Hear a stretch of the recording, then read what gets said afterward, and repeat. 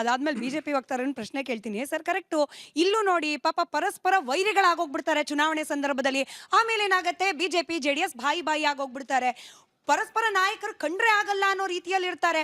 ಚುನಾವಣೆಯಲ್ಲಿ adjustment politics ಮಾಡ್ಕೊಂಡ್ ಬಿಡ್ತಾರೆ. ಬೀದಿಲಿ ಹೆಣ ಹಾಕ್ತಾರೆ ಕಾರ್ಯಕರ್ತರು, ಅಧಿಕಾರ ತಗೊಂಡ್ ಚೇರ್ ಇಟ್ಕೊಂಡು ಕೂರ್ತಾರೆ ನಾಯಕರು. ಖಂಡಿತ Moral, political moral. ದೆಹಲಿ ಈಗ ತಮಿಳುನಾಡಿನ ವಿಚಾರಕ್ಕೆ ಬಂದ್ರೆ ಇಲ್ಲಿ ಇರ್ತಕ್ಕಂಥದ್ದು ಹಾವು ಮುಂಗಿಸಿದ ರೀತಿಯಲ್ಲಿ ಕಚ್ಚಾಡಿರ್ತಕ್ಕಂಥ ಪಕ್ಷಗಳು ಸಹ ಇವತ್ತು ಒಂದಾಗ್ತೀವಿ ಅಂತ ಹೇಳೋದಾದ್ರೆ, ಇನ್ನು ನಮ್ಮ ಕರ್ನಾಟಕದೇ ಹೇಳ್ಬೋದು, ಒಂದು ಸಾರಿ ನಮ್ಮ ಕುಮಾರಸ್ವಾಮಿ ಅವ್ರದ್ದು ಹೇಳ್ಬೋದು, ಮತ್ತೆ ಬಿಜೆಪಿ ಜೊತೆಗೆ ಹೋದ್ರು ಅಧಿಕಾರಕ್ಕೋಸ್ಕರ ಕಾಂಗ್ರೆಸ್ ಪರವಾಗಿ ನಿಂತ್ಕೊಂಡ್ರು. ಈ ರೀತಿಯಾದಂತಹ ಸ್ಥಾನ ಪಲ್ಲಟ ಇದೆಯಲ್ಲ, ಇದು ಜನರಿಗೋಸ್ಕರ ಅಲ್ಲ, ಒಂದು ಕೆಲಸ ಮಾಡೋದಕ್ಕಲ್ಲ, ಜನಪರವಾದಂತಹ ಉದ್ದೇಶಗಳಿಗೋಸ್ಕರ ಅಲ್ಲ, ಸಿದ್ಧಾಂತಕ್ಕಲ್ಲ.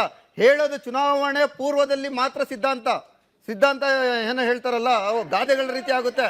ಚುನಾವಣೆ ನಂತರ ಬೆನಿಫಿಟ್ ಇವರು ಸರ್ಕಾರ ಮಾಡಿದ್ದಾರೆ. ಇವರು ಮತ್ತೆ ಇವರ ಕುಟುಂಬ ಬೆಳವಣಿಗೆ ಆಗ್ಬೇಕು, ಇವ್ರ ಮಕ್ಕಳು ಮೊಮ್ಮಕ್ಕಳು ಚೆನ್ನಾಗಿರ್ಬೇಕು, ಮತ್ತೆ ಇವರ ಸಂಬಂಧಗಳನ್ನ ಬೆಳೆಸ್ಕೊಂಡು ಅವ್ರಿಗೆ ಇವ್ರನ್ನ ಹೆಣ್ಣನ್ನು ಕೊಟ್ಟು ಅವ್ರನ್ನ ಹೆಣ್ಣನ್ನು ಕೊಟ್ಟು ಚೆನ್ನಾಗಿ ಸಂಸಾರಗಳು ಚೆನ್ನಾಗಿ ನಡೆಸ್ತಾ ಇದ್ದಾರೆ. ಆ ಒಂದು ಬಿಸ್ನೆಸ್ ಏನಿದೆ, ಬಿಸ್ನೆಸ್ ಮಾಡಿ ಅನ್ಯಾಯ ಆಗ್ಬಾರ್ದು. ಈಗಾಗಲೇ ಲಕ್ಷಾಂತರ ಕೋಟಿ ಸಾವಿರಾರು ಕೋಟಿಗಳನ್ನು ಲೂಟಿ ಮಾಡಿದ್ದಾರೆ. ಆ ಲೂಟಿಯ ರಕ್ಷಣೆ ಮತ್ತು ಅದನ್ನ ಇನ್ನೂ ಹೆಚ್ಚು ಪಡಿಸೋದಕ್ಕೋಸ್ಕರ ಈ ರೀತಿಯ ಪ್ರಕ್ರಿಯೆಗಳು ಆಗ್ತಾನೆ ಇದ್ದಾವೆ ಮತ್ತು ಮುಂದೆನೂ ಸಹ ಆಗ್ತವೆ. ಇದು ಕಾಂಗ್ರೆಸ್ ಬಿಜೆಪಿ ಅಂತ ಅಲ್ಲ, ನಾವು ಅದಕ್ಕೆ ನಮ್ಮ ಆಮ್ ಆದ್ಮಿ ಮಾಡೆಲ್ ಅಂತ ಹೇಳ್ತಾ ಇರೋದು. ಆಮ್ ಆದ್ಮಿ 2013 ಗೆದ್ದಿದ್ದು ಇದಕ್ಕೋಸ್ಕರನೇ. ಈಗ ನೀವು ಕೇಳ್ತಾ ಇರೋ ಅವ್ರು ಬೇರೆ ಬಹಳ ಜೋರಾಗಿ ಹೇಳ್ತಾ